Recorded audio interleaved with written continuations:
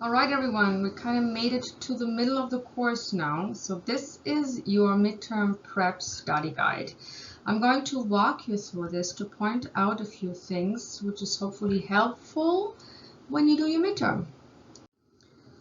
We talked about two things over the last 6 weeks, which are mainly relating to rights and distribution and financing. So let's start with rights and distribution. So when we look at the major studio model versus the independent model, there are some items that are pretty clear and pretty different. Important aspects that differentiate the independence from the major studio system include IP ownership. It's held by the producer unless the studio picks up the project, pays for the production and distribution, in which case the IP would be transferred to the studio. But if the studio only pays a portion or buys the US rights or does a co-production deal where they keep the US and the producer keeps foreign, all of these scenarios would still entitle the producer to hold the IP ownership. The creative control with the independent system is with the independent producer. When you are a producer that works with the studio and assign the rights to the studio, who then pays for the production and distribution, the creative control goes over to the studio and the producer does not have any meaningful creative controls anymore.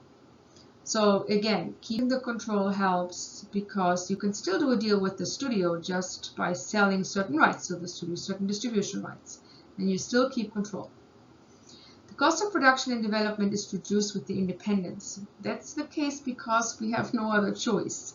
We can't afford to make $300 million movies, unfortunately, as much as we like. So we're forced to be feasible with our budgets, even to the point where if you would produce a movie, the very same script would be produced by a major studio, the budget would be much more expensive, even with the same cast. It's just because the studio has a higher cost component, especially in the development, overhead, and certain other areas where they just spend more money. So we independents, we have to be a little more feasible, which is why the costs of production are usually reduced.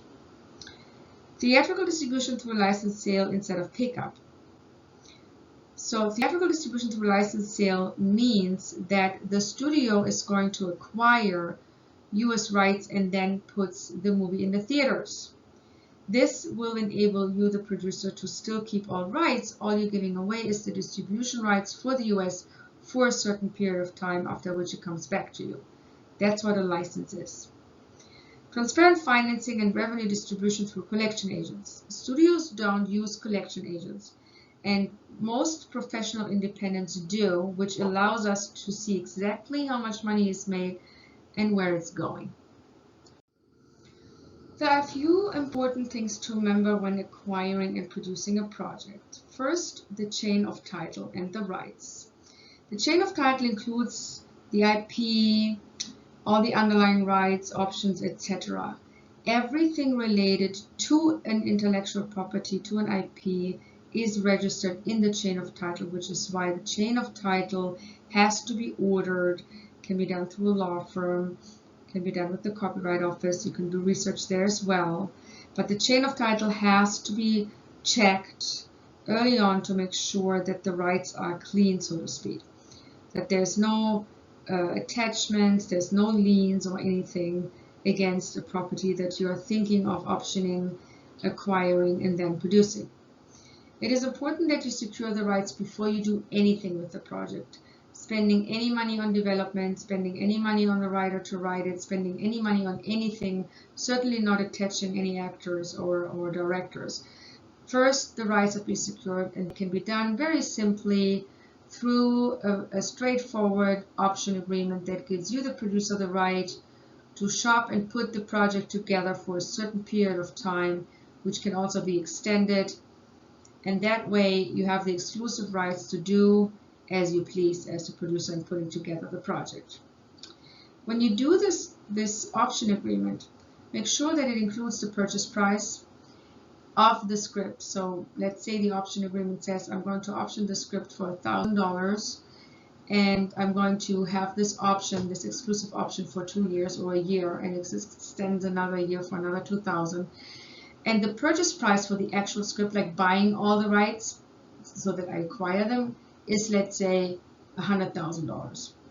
That number, the purchase price for the script, has to be included in the option agreement. And ideally, the $2,000 or $1,000, depending on how long you have the option, that you paid for the option period should be deducted, so that when you do the movie and you buy the rights, you're only paying, oh, did I say 100,000? So you're only paying 98. So there you go, math. Yeah. So make sure that the option pricing you paid goes against the purchase price. It is important that when you have a project that you realize with someone who has a creative vision, you know, the writer, maybe it's another producer that comes to you with a project that you want to do co-production with, you have to have the same vision and the same path. Because if the visions vary between the producers or the director and the producer, it becomes very difficult to put something together. So early on, one should be very clear about one's vision for not just the creative realization of a project, but also the path of financing it. Producer fees, writer fees, profit participations, investor terms, etc. All of this should be established early on, and it should be done in writing so everyone knows what is allowed and what isn't allowed in relation to terms. It could be a range that's agreed, but if you work with someone else on something and they have something to say, make sure that all the important terms are established. Of course, writers' fees, producers' fees, and so forth is a given. Sales estimates need to be reflective of the project elements. So that means the project elements, script, talent, and budget, they need to be used. They're basically the basis for the sales estimates. So the sales estimates, that should be somewhere between 70 to 75% of the budget. They would be 70 to 75% of the budget if it is a commercial project with a known cast. Otherwise, it's going to probably not be that. A basic finance plan needs to be established and should be reflective of project elements, sales estimates, and ideal funding sources, not finding sources. There's a spelling in here, funding sources. I'm going to fix that actually. But funding sources that should include are funding sources that are not too expensive and ideally non-recoupable in order to optimize profits. We talk a little bit about distribution. So there are various options for a producer today to get a green light. First off, obviously pickup deal, meaning that a studio or a network station or a streamer buys the rights, buys the idea, and realizes it themselves and pays for everything. The producer gets a producer fee, and that's probably it. An independent production is where the producer who optioned all the rights related to an IP develops, packages the project, secures its financing by using various finance elements, which may include pre-sales, production incentives, loans, investments, etc., and manages distribution through a sales agent, owns and controls all rights though. So the sales agent would, on behalf of the producer, sell the distribution rights. They would not be the distributor. They would not own those rights. The producer keeps the rights and manages those rights through the sales agent. Co-production or split rights deal, it's basically where now you cut the pie in the middle. You could, give domestic rights in perpetuity, meaning forever, to a studio, and you keep foreign rights forever. And then you get maybe 50% of the budget from them, and you get the other 50% yourself. That is kind of how, that's kind of the vision of co-production. A producer who optioned all rights related to an IP and packages the project and secures its financing by using various finance elements would sell the US distribution rights to a US partner and manage distribution rights, meaning the foreign distribution rights, through a sales agent. This producer would control international distribution rights, and then the studio or the streamer or the network would control all the US rights.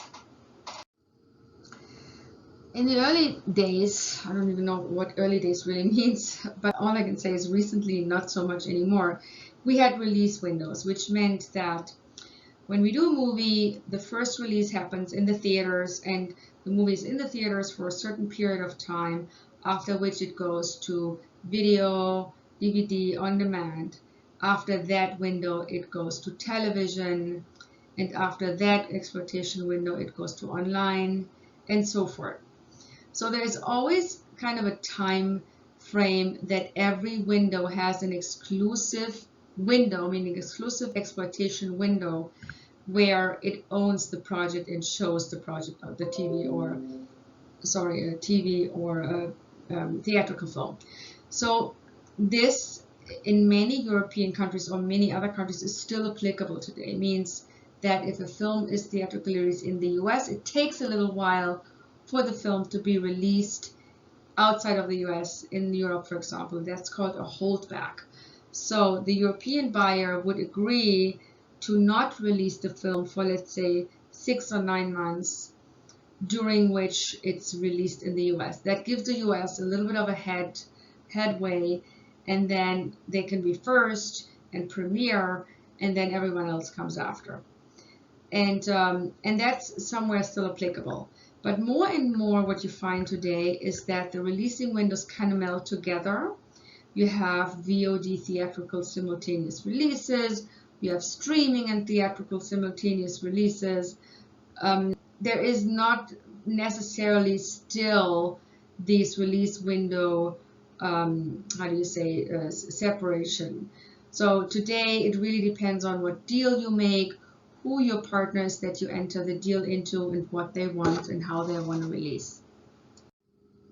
So we talk about the job of a sales agent. It is really the word agent that should ring true to you.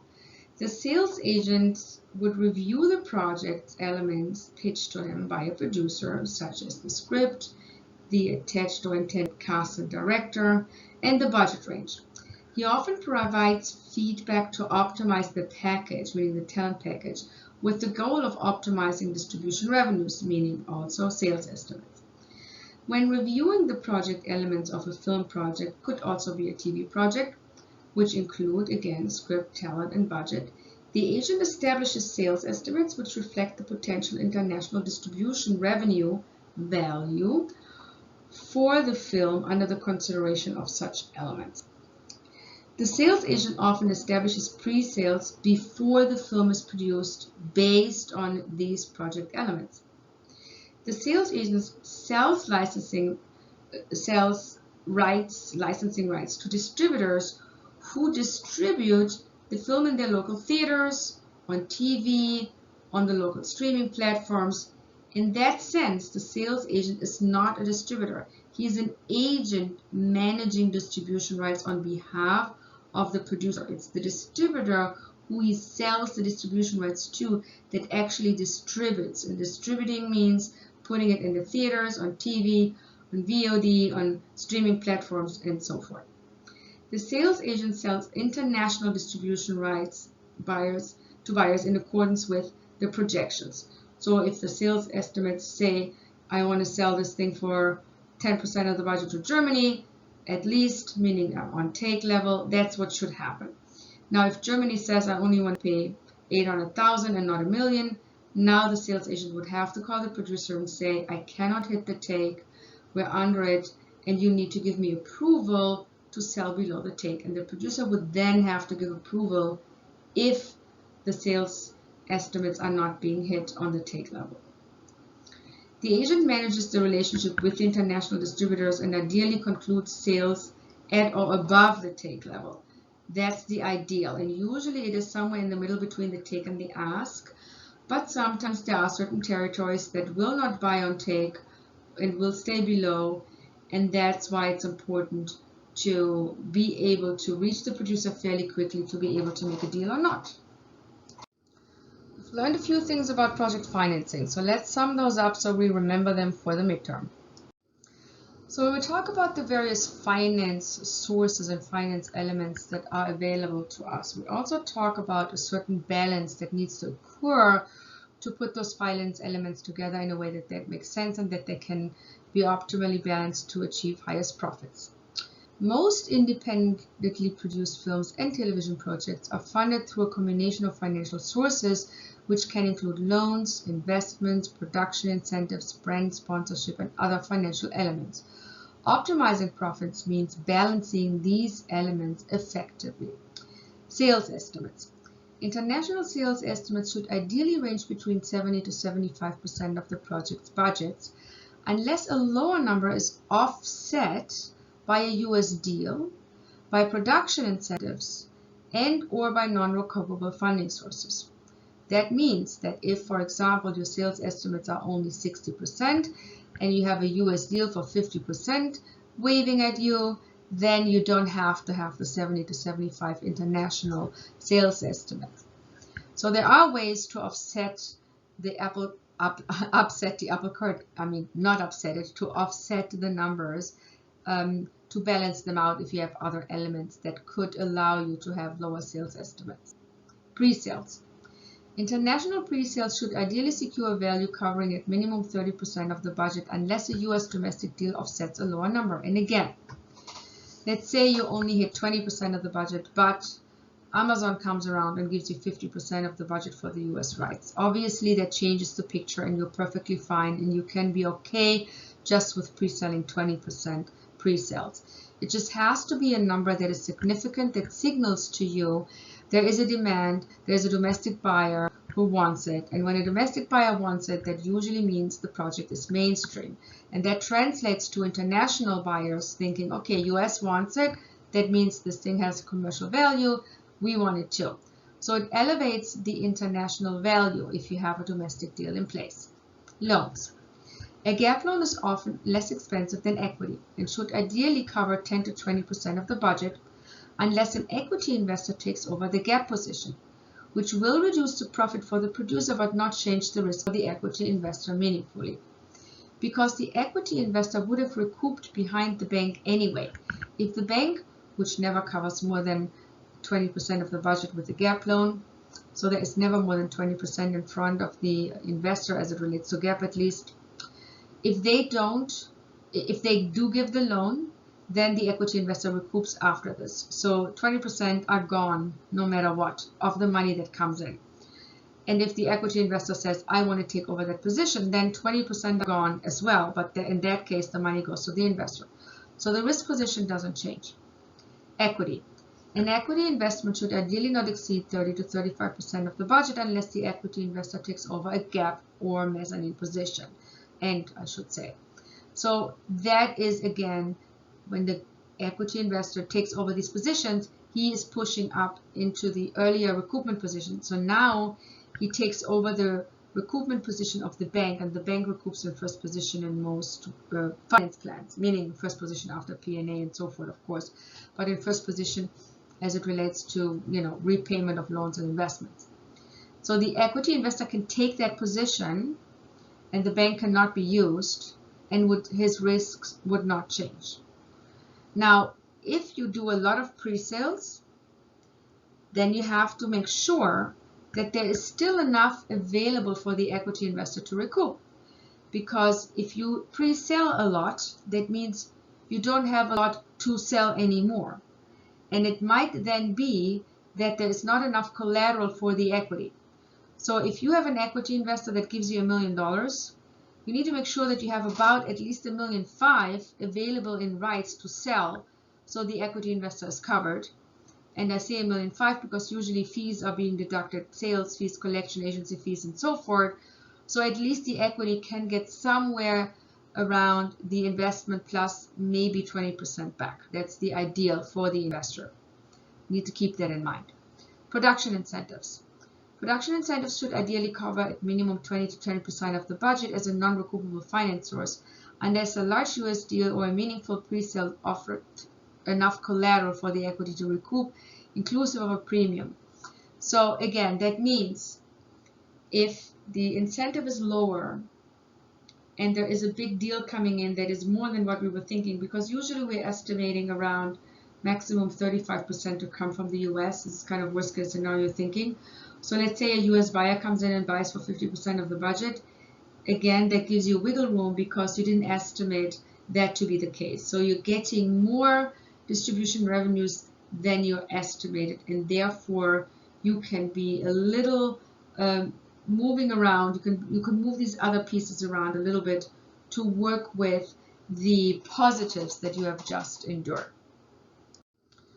Well, let's say we have low estimates. Let's say our estimates are not 70 to 75%, which would be the minimum threshold that we would want. So what considerations should be made, should be reviewed? A, reduce the budget. The first step in meeting the minimum threshold should be to reduce the budget in a way that does not impact the production quality, meaning you can eliminate pages, you can combine locations, you can reduce rates, you can reduce salaries, you can reduce costs, and you can reduce the shooting schedule. Those are some of the things you can think about doing with the script without changing the genre, without changing the value. So you have to do this in conversation with the sales agent to make sure your numbers don't change. Talent package.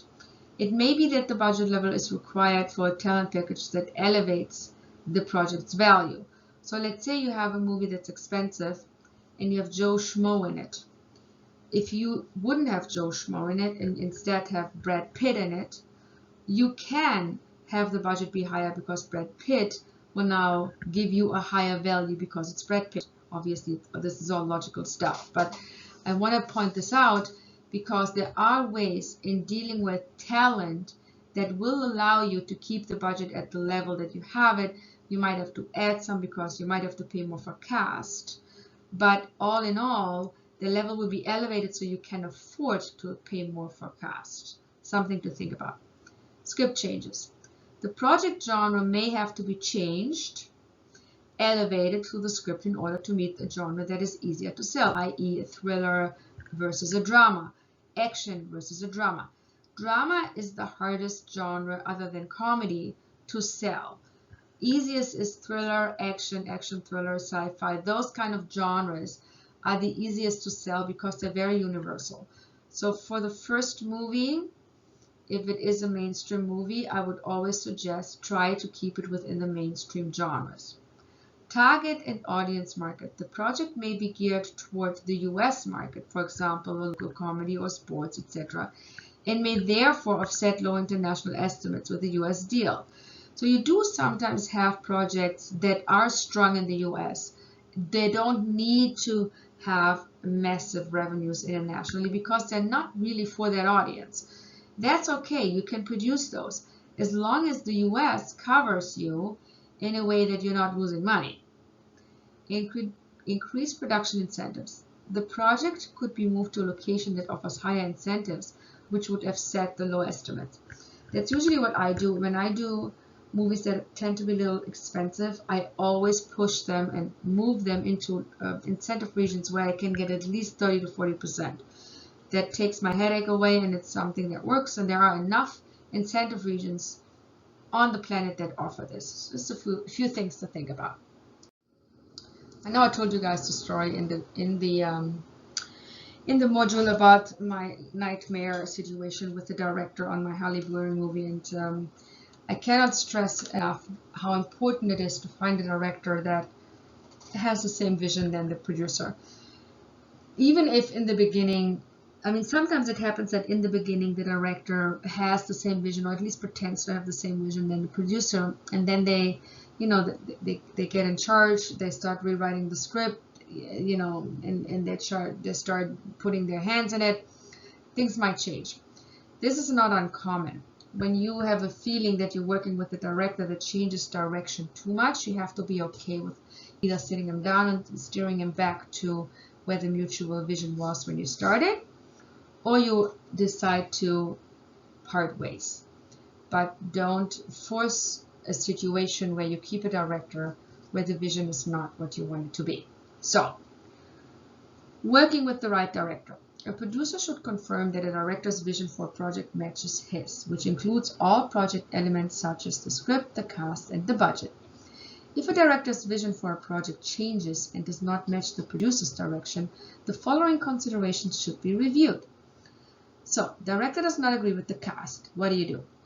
Unless the cast is firmly attached already, the director and producer can revisit choices and agree on cast of similar or better value to ensure the project's commercial value is not impacted negatively by this development. Director doesn't agree with the budget. What do?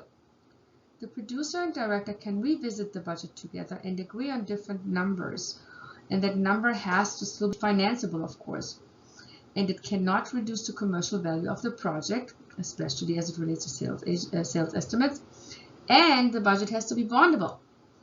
If this can't be accomplished, the producer would have to replace the director. The bond company, by the way, plays a very important role in the whole thing, because the director has to be bonded, insured, has to be a director that the bond company is very comfortable with.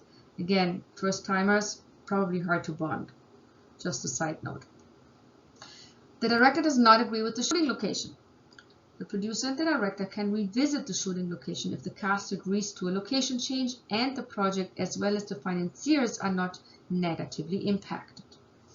The director wants to change the shooting script. The producer and director can revisit the script but must ensure that the cast approves of such changes. Any distributors who may have pre-bought the script approve of such changes, and the bond company approves them in relation to potential budget changes. If that can't be accomplished, then the director should be replaced. So these are a few things just to keep in mind when you work with directors and when you work in a way that requires you to adjust a few things. Let's talk about a few things regarding the business plan. The first step in realizing a film or television project is a business plan. The business plan must include comprehensive information relating to the project, its creative and financial elements, including its vision, attachments, projections, marketing, distribution plan, and information about the team and its track record. The business plan should further point out risks and mitigation strategies of the same. Therefore, the business plan would include rights and chain of title information, estimated budget and envisioned talent package, sales estimates, finance plan including non-recoupable funding sources, collection agent and bond company, risk and mitigation strategies. This is in addition to obviously the project information and the visual components to provide an enhanced visual mood paper. So again, I mentioned this earlier, when you do a horror film, you obviously have a business plan with visuals that support the genre that you're doing. If you do a comedy, you have very light, bright, friendly visuals, those kind of things. But for the nuts and bolts, as it relates to funding and value, these are the kind of things you definitely want to put in there. I cannot stress enough how important it is to have a collection agent. You cannot believe how many producers I know that do not use collection agents, including my husband, who has created a $100 million brand on television with his series and has not used a collection agent, and it cost him the entire brand. So it is very important to this, because at the time you get into little fights about where all the money is going, where all the millions are going, you're paying legal fees and lawyers fees and accountant fees to figure this out, and it's a never-ending story. So to avoid this year-long nightmare, just put a collection agent in. Sales agents that are professional will do this with you. They will allow you to have collection agents, because if the collection agent would not be in place, the money would go to the sales agent and they would sit on it and then send you a report and send you money. You do not want to be relying on a sales agent to send you money, because sales agents are sales agents and distributors. They're not accountants, so they should not be doing this. It is better for you to have a collection agent who handles all the money. You don't touch it, they don't touch it, no one touches it. It's perfect for your relationship also with your investor, because your investor can never say you took the money and bought Gucci shoes, or you took the money and bought a house on Hawaii. So you don't get the money. You only get the money that's actually owed to you per the collection agent management agreement, which is an agreement where all the finance and distribution agreements are combined in one, and everyone signs off on that agreement and everyone knows everything. It's very transparent. So from revenues to profits. What is a collection agent? I call it the profit police. To avoid Hollywood creative accounting is why you put collection agents in charge, because studios keep the money, they do their own accounting, and they handle their own expenses, and you have seen with Harry Potter how that goes or doesn't. All revenues are directed into a collection account and held there. All expenses are paid from the collection account. All loans are paid from the collection account unless the bank recoups outside, which, by the way, sometimes a senior loan like Comerica Bank, they would want to recoup the loan first before the money goes into the collection account. This is actually okay. It saves you money to the collection agent. You have to pay the bank anyway, so it doesn't really matter to you. And the bank is a bank. They're not going to, take your money away. So that's actually not bad. The only exclusion, I would say. All investments and premiums are paid from the collection account. All profits are dispersed from the collection account. All is managed in accordance with the collection account management agreement. Again, that is the heart of your production. All the agreements you've ever touched, you've ever entered into, as you put the movie together, they're all combined in this one agreement, this collection agent management agreement that is signed by everyone. The waterfall describes who gets paid, when, why, and how. The ranking order of a payment to pay loans, investments, as well as expenses associated with the film or television project is referred to as a waterfall. It is a ranking system that decides who gets paid what, when, how much from revenues achieved with the exploitation of rights in connection with a project. In this system, senior loans are paid first, followed by junior loans and investments. The residuals and deferments and distribution expenses are included subject to contractual agreements. So those are paid in the waterfall depending on and in accordance with agreements that you have made in relation to these costs and expenses. The completion bond. What is the completion bond? The completion bond insurance is used to ensure the on-time and on-budget production of a film or television project. Banks require this insurance before releasing any funds to the production. The same is applicable for most other financiers. The completion bond insurance protects them, as funding is released to the production only in accordance with a bond-approved budget and a bonded cash flow plan. This ensures that the film or television project is completed as planned and delivered to distributors as contractually agreed. As a result, loans and investments can be repaid from distribution revenues. The completion bond company requires a fee of between 1.5% and 3% of the bonded production elements.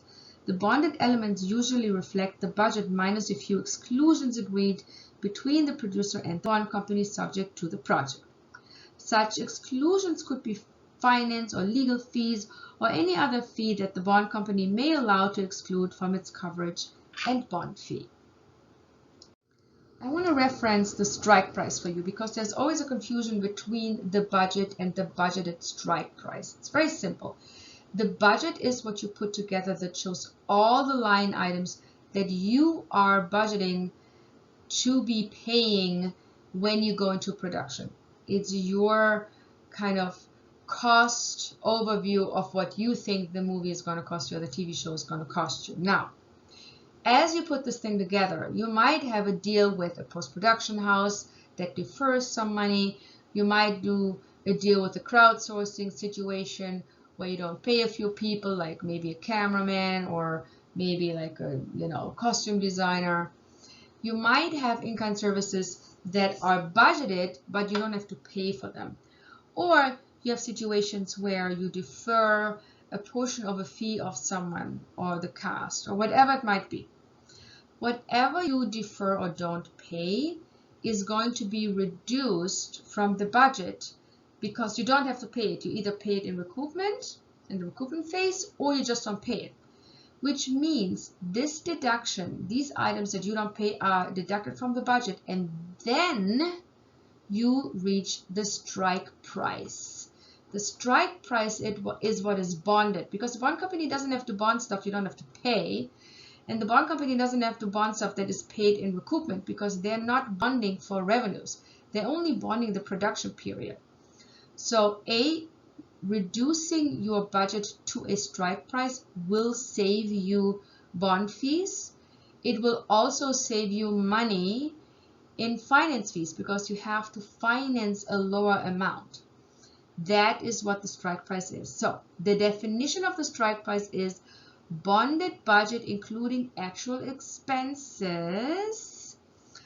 deferments, in-kind services, and any other budgeted line item that is not paid during the production is deducted from the budget, and then you arrive at the strike price. That's what the strike price is.